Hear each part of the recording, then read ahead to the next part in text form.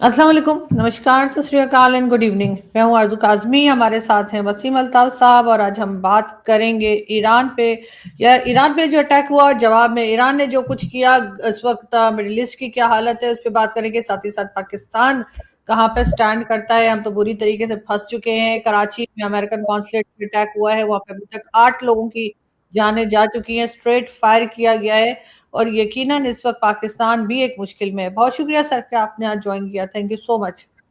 Thank you. اور سر کیسے دیکھ رہے ہیں آپ، کیونکہ کراچی قونصلیٹ وہ جو امریکن قونصلیٹ ہے کراچی میں، اس کے اوپر بھی پاکستانی گئے تھے، وہاں پہ اٹیک ہوا تھا، اس کے بعد جس طریقے سے سچویشن چل رہی ہے مڈل، خاص طور پہ دبئی کو ایران نے کئی بار ٹارگٹ کیا ہے، کئی گلف کنٹریز میں اٹیک ہوئے ہیں، اور اب جو ان کے سمجھے جو لیڈر جو تھے آیت اللہ خمینئی، ان کے لیے کہا جا رہا ہے، مطلب اب تو خیر اناؤنس کر دیا گیا ہے ایرانین میڈیا کی طرف سے بھی کہ ان کو بھی مارا جا چکا ہے، ان کے ساتھ ان کی پوری ٹیم اور فیملی کے کئی لوگ مارے جا چکے ہیں۔ کیا فیوچر دیکھ رہے ہیں ہم، کیا اب ایران میں کوئی چینج آ جائے گا، یا ابھی بھی امریکہ کو وہ سکسیس یا اسرائیل کو وہ اچیومنٹ نہیں ملے گی جو وہ چاہ رہے ہیں؟ دیکھیے، بات یہ ہے کہ اس وقت مکمل ایک فورس کے ساتھ اسرائیل نے اٹیک کر دیا ہے ایران کے اوپر، امریکہ بھی اس کے ساتھ شامل ہے۔ تو موجودہ جو رجیم ہے ایران کی، اس کے بارے میں تھوڑا سا یہ بتاؤں کہ یہ ویسی نہیں ہے، خامنائی کی جو ایلیمینیشن ہے ویسی نہیں ہے جیسی کہ صدام حسین کی تھی یا کرنل قذافی کی تھی۔ وہ ایک سمجھ لیں کہ شخصی حکومت تھی اور وہ ایک آدمی کے گرد گھوم رہی تھی۔ ایران میں ایسا نہیں ہے۔ ایران میں جو ایک یہ پریزنٹ رجیم ہے وہ کیڈرائزڈ ہے، وہ کیڈرز ہیں ان کے، اور بڑا ایک سٹرکچرڈ اور انسٹیٹیوشنلائزڈ نظام ہے۔ یعنی اگر خامنائی کو ایلیمینیٹ کر دیا گیا ہے تو ان کا سکسیسر بھی چند گھنٹوں میں آپ کو پتہ چل جائے گا کہ وہ بھی آ گیا۔ تو اب یہ بھی ایک فیکٹر ہے کہ جو ملا ہے ایران کے، ان کی بھی ایک سپورٹ بیس موجود ہے وہاں پہ۔ عراق میں پیورلی جو ایک تبدیلی آئی وہ یہ تھی کہ اوپر کے چند جو کہہ لیں کہ جو اوپر کی چند لیڈرشپ کے علاوہ تقریباً پوری قوم ان کے خلاف ہو چکی تھی۔ لیبیا میں بھی ایسے ہی تھا، لیکن ایران میں ان کی سپورٹ بیس بھی ہے۔ انہوں نے ایک ریولوشنری گارڈز کور بھی بنائی ہوئی ہے جس کا کام ملک کی نہیں بلکہ رجیم کی حفاظت کرنا ہے، اور عام عوام میں بھی وہ موجود ہیں۔ اب اس وقت تابڑ توڑ حملے ہو رہے ہیں امریکہ اور اسرائیل کی طرف سے ایران پہ، لیکن کیا یہ اس لیڈرشپ کو ایلیمینیٹ کرنے کے بعد یہ کیا ملک کے اندر ایک رجیم چینج بھی لا سکتے ہیں، اور کیا وہ جو چینج آئے گا وہ ان کی خواہشات کے مطابق ہوگا، یہ ابھی کہنا قبل از وقت ہے۔ جی آرزو۔ لیکن سر اس وقت پاکستان کس مشکل میں، اس لیے کہ ہم ایران کے ساتھ بھی ڈائریکٹلی اختلاف نہیں کر سکتے، ساتھ ہی ہمیں امریکہ کا ساتھ بھی دینا ہے۔ اس وقت آپ نے دیکھا کئی جگہ پہ پاکستان میں بھی جس طرح سے لوگوں نے توڑ پھوڑ کی ہے امریکن قونصلیٹ کی، تو اس وقت پاکستان جو ہے وہ آپ کو اس کی کیا پوزیشن لگ رہی ہے، ان کی کیا اسٹریٹجی ہونی چاہیے؟ دیکھیے، یہ جو موقع ہے نا، اس میں بہت تدبر کی اور بہت ایک دانش مندی کے ساتھ ڈپلومیسی کو ہینڈل کرنے کی ضرورت ہے۔ انفارچونیٹلی ہمارے پاس اس طرح کے لوگ نہیں ہیں جو ایک انتہائی کمپلیکس سچویشن میں کوئی ایک صحیح فیصلہ لے سکیں۔ اور پھر یہ ہے کہ ہمارے ہاں جو فورن افیئرس کے حوالے سے بہت سے مختلف پاور سینٹرز ہیں جو کہ فیصلہ سازی کرتے ہیں، تو بہت ایک کمپلیکس سچویشن ہے کہ ایک طرف آپ نے ایک سٹینڈ لینا ہے جس میں کہ ایران ورسس باقی مڈل ایسٹرن کنٹریز ہیں، وہ آپ کے ساتھ ان کے اچھے تعلقات ہیں، سعودی عربیہ کے ساتھ، قطر کے ساتھ، اور यूएई के साथ और कुवैत के साथ, और दूसरी तरफ ईरान के आपका नेक्स्ट डोर नेबर है। तो इन दोनों में से आपको चूज़ करना है कि आप किसके साथ खड़े हैं। अफ़गानिस्तान के साथ सिचुएशन बहुत नाज़ुक है, क्योंकि सरहद के दोनों जानब एक ख़ास कौम के लोग बसते हैं। वो आपके मुल्क में भी तकरीबन हर जगह पे मौजूद हैं। वहाँ पे भी आप उस तरह से खुल के आप अगर कोई पॉलिसी इख्तियार करते हैं तो उसके भी नताइज बरामद हो सकते हैं, जो हो सकता है आपके हक में ना हों। फिर यहाँ पे एक बहुत बड़ी शिया आबादी है जिनकी हमदर्दियाँ ईरान के साथ हैं, जैसे आपने देखा कि ये अभी जो कुछ हुआ है कराची में। तो आपने अपने मुल्क की डेमोग्राफी को भी देखना है, आपने जियोपॉलिटिकल रियलिटीज़ को भी देखना है, आपने ईरान के हवाले से भी एक वाज़ेह पॉलिसी इख्तियार करनी है, और आपने मिडल ईस्टर्न कंट्रीज़ के मफादात को भी नज़रअंदाज नहीं करना। तो इस पूरी सिचुएशन में, एक इंतहाई जो कॉम्प्लेक्स सिचुएशन है, आपने बहुत सोच समझ के मुदब्बराना फ़ैसले करने हैं, जिसके लिए एक बहुत अ, समझदार एक लीडरशिप की ज़रूरत है, जो अनफॉर्चुनेटली नज़र नहीं आ रही यहाँ पे। बिल्कुल ऐसा ही है, लेकिन सर साथ ही साथ ईरान ने जो है वो ना सिर्फ ये कि यूएई, दुबई, अबू धाबी, इसके अलावा कई बहरीन और बहुत सी गल्फ कंट्रीज को भी निशाना बनाया। लेकिन वहां पर ज्यादातर वो जो कहा जा रहा था कि अमेरिका के अड्डे यहाँ पर हैं या यहाँ पे उनको किया जा रहा है, उसके बजाय आम जगहों पे अटैक हुए हैं। एयरपोर्ट के ऊपर हुए हैं, होटल्स पे किए हैं, और बुर्जुल खलीफा, बुर्जुल अरब और न जाने कई जगह पर दुबई में जो है वो किया गया है, तो अटैक किया गया। तो उसकी क्या आपको रीजन लगती है कि आखिर यूएई से इतना गुस्सा क्यों है? क्योंकि यूएई जो है वो ओपनली इसराइल के साथ खड़ा था। जी, ये दुबई पे भी अटैक किया उन्होंने, हालांकि दुबई में तो कोई अमेरिकन बेस है भी नहीं है, मिलिट्री हम्म। बेस नहीं है, वहाँ पे भी किया है। तो ईरानियंस जो है ना, वो एक मैसेज देना चाह रहे हैं कि वो तमाम मुल्क जो कि अमेरिका के कैंप में हैं, उनके नज़दीक, वो उन सब को टारगेट करेंगे।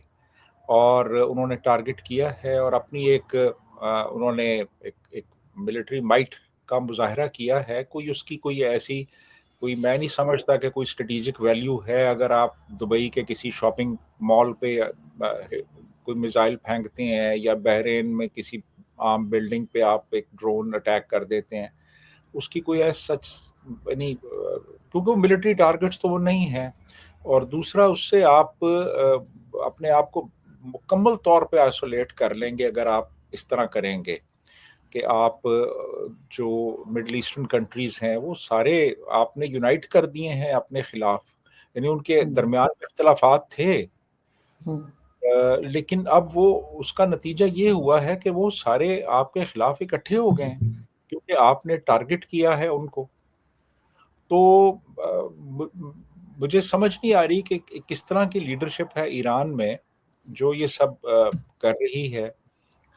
तो इसका कोई फ़ायदा तो नहीं होगा कि अगर लेट्स से कुछ सिविलियन कैजुअल्टीज़ हो जाती हैं दुबई में या कुवैत में या कतर में या बहरीन में, इसका तो कोई फ़ायदा नहीं होगा उनको, उल्टा नुकसान होगा।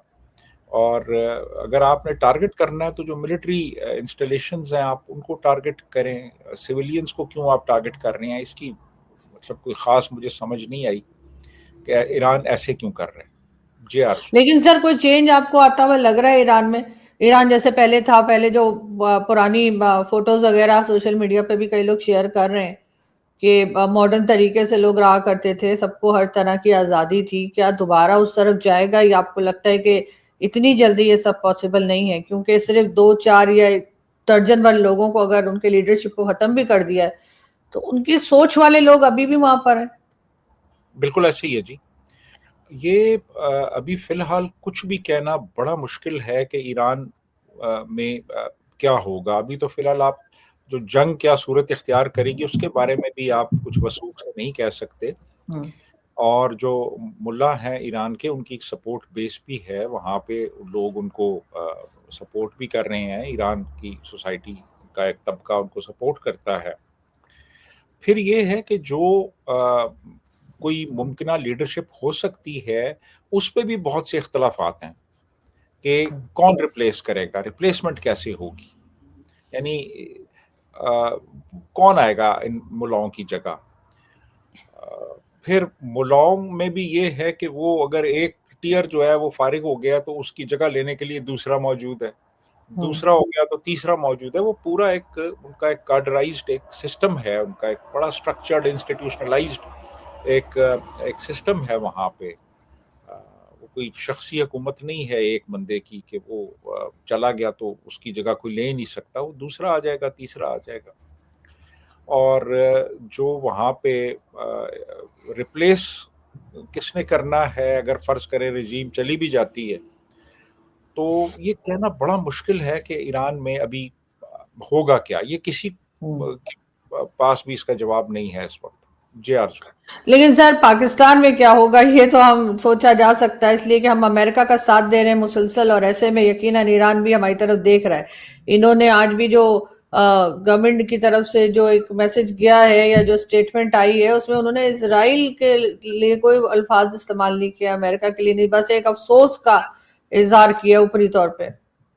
دیکھیے نا، ہم اس وقت امریکن کیمپ کا حصہ ہیں، امریکن پریزیڈنٹ جو ہیں ان کو ہم ناراض کرنا شاید افورڈ نہیں کر سکتے، ہماری لیڈرشپ ان کے ساتھ کمٹمنٹس کر چکی ہے۔ پھر اس کے علاوہ جو مڈل ایسٹرن کنٹریز ہیں جن پہ اٹیکس ہوئے ہیں ایران کی طرف سے، ہم ان کے بہت قریب ہیں، ان سے ہم نے کافی پیسے ویسے لیے ہوئے ہیں جو ہمارے اسٹیٹ بینک میں پڑے ہوئے ہیں، کویت سے لیے ہوئے ہیں، یو اے ای سے لیے ہوئے ہیں، سعودیہ سے لیے ہوئے ہیں۔ پھر چائنا کے ساتھ جو ہمارے تعلقات ہیں ان میں ہم مکمل طور پہ یعنی ایک کوئی سٹانس نہیں لے سکتے، چائنا کا بھی ایک فیکٹر موجود ہے اس میں۔ تو بہت ہی مشکل صورتحال ہے، لیکن بہرحال میرا خیال یہ ہے کہ کھل کے انہیں ایک پرو سعودی، پرو عرب سٹانس لینا پڑے گا ویزا وی ایران۔ اور امریکہ اور اسرائیل کو اب کنڈیم کرنا آسان نہیں رہا۔ اگر آپ اسرائیل کو کنڈیم کرتے ہیں تو پھر آپ کو امریکہ کو بھی کرنا پڑے گا، کیونکہ امریکہ اور اسرائیل دونوں اٹیک کر رہے ہیں نا، صرف اسرائیل تو نہیں کر رہا۔ تو وہ آپ ابھی کرنے کی پوزیشن میں نہیں ہے، کیونکہ آپ تو بہت قریب ہو چکے ہیں امریکہ کے، امریکی صدر آپ کی بڑی تعریفیں بھی کر رہا ہے۔ ان حالات میں بڑی ایک مشکل صورتحال ہے، بڑی ایک پیچیدہ صورتحال ہے جس کا آپ سامنا کر رہے ہیں۔ تو اب دیکھیے آپ، لیکن ہر چیز ایک انتہائی ایک فلوئڈ ایک سٹیٹ میں ہے، ابھی کچھ بھی کہنا کہ کل کو کیا ہوتا ہے، پرسوں کیا ہوتا ہے، بڑا مشکل ہے۔ جی آرزو۔ لیکن سر ایک طرف افغانستان کے ساتھ کلیشز چلتے چلے جا رہے ہیں، وہ بھی نہیں رکے ہیں۔ کل رات کو بھی بارڈر پہ سنا ہے بہت ٹینشن رہی ہے، اور دونوں طرف سے جو ہے وہ کارروائی ہوتی رہی ہے، پاک افغان بارڈر کی میں بات کر رہی ہوں۔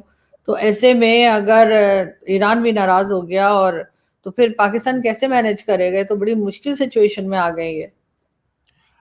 بالکل، دیکھیں پاکستان کے اندر ایک بہت بڑی تعداد پختونوں کی ہے، اور شیعہ بھی بڑی تعداد میں ہیں جو کہ واضح طور پہ ایران کے ساتھ کھڑے ہیں، ایران کی جو موجودہ حکومت ہے ان کے ساتھ کھڑے ہیں۔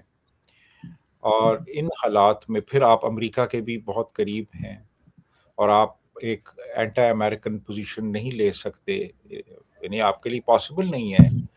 ایران کو بھی آپ مکمل طور پہ کنڈیم کرنے کی پوزیشن میں نہیں ہے آپ، تو بڑی ہی ایک کمپلیکس سچویشن ہے اس وقت آپ کے لیے۔ تو کہنا اس وقت سر مشکل ہے، جبکہ ہم خود ایک دہشت گردی کا شکار ہیں اس وقت۔ آپ دیکھیں نا ابھی کراچی میں جو ہوا ہے وہ ظاہر کرتا ہے کہ یہاں پہ ایک بڑا اسٹرانگ فیکشن ہے جو کہ اینٹی امریکن ہے، اور آپ نے کیا سٹیپس لینے ہیں ان کے خلاف، پھر طالبان کو آپ نے کس طریقے سے ٹیکل کرنا ہے، جبکہ ان کے بھی یہاں پہ روٹس موجود ہیں اور ان کی بھی سپورٹ موجود ہے یہاں پہ، آپ نے کرنا کیا ہے۔ پھر ایک جو پولیٹیکل گورنمنٹ ہے وہ انتہائی کمزور ہے اس وقت۔ تو ان حالات میں مجھے کچھ پاکستان کی طرف سے واضح طور پہ نظر نہیں آ رہا، ایک سوائے کنفیوژن کے کہ آپ نے کرنا کیا ہے، اور اور مشکل صورتحال ہے جی۔ بالکل، لیکن سر آئل سپلائی رک سکتی ہے، کہا جا رہا ہے کہ کئی جگہ سے جو آئل ٹینکرز وغیرہ چلے تھے یا شپس جو چلی تھی ان کو روکا گیا ہے، اور اس کی ایک ریزن یہ بھی ہے کہ کہیں کسی قسم کا اٹیک نہ ہو جائے ایران کی طرف سے۔ ایسے میں آئل سپلائی جو ہے وہ کئی جگہ پر رک جائے گی، اس سے پریشانی آ سکتی ہے آپ کے خیال سے؟ مہنگائی بھی بڑھ سکتی ہے، فیول وغیرہ کا پرابلم بھی آ سکتا ہے۔ دنیا کی جو 20% آئل کی جو سپلائی ہے وہ اسٹیٹ آف ہرموز سے ہوتی ہے، اور وہ ایران اگر بلاک کر دیتا ہے تو وہ 20% آئل سپلائی رک جائے گی وہاں پہ۔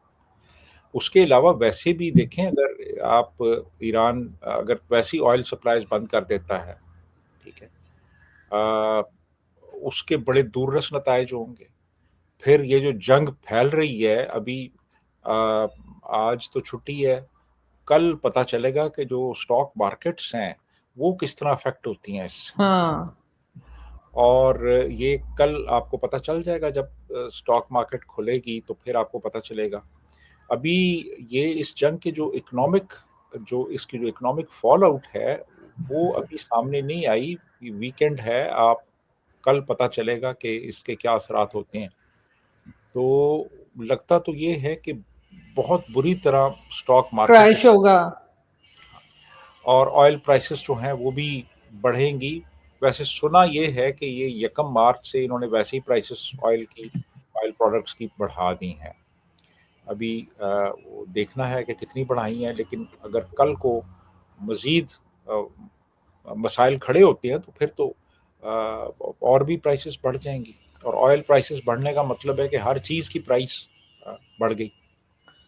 بالکل، لیکن سر اسٹاک مارکیٹ کا تو لوگ بہت ابھی بھی سوشل میڈیا پہ یہی لکھ رہے ہیں اور بات کر رہے ہیں کہ لگتا ہے ایسا ہی ہے کہ بری طریقے سے کئی بڑی جگہوں کی، کئی بڑی کنٹریز میں اور کئی جگہ کریش ہونے کا خطرہ ہے۔ جی، تو اس کے اثرات ہم پہ بھی آئیں گے۔ ہاں اب دیکھیں نا، ہمارے ہاں ایک ویو یہ بھی ہے کہ یہ مصنوعی طور پہ یہ اسٹاک مارکیٹ انہوں نے جو ہے اس کو اوپر کیا ہوا ہے، اور وہ اصل میں تو انویسٹمنٹ نہیں ہو رہی، اکانومی تو گرو نہیں کر رہی ہماری، تو پھر یہ کیسے ہے کہ وہ مطلب 2.25 لاکھ پہ چلی گئی ہے، جو کہ لاکھ سے بھی نیچے ہوتی تھی؟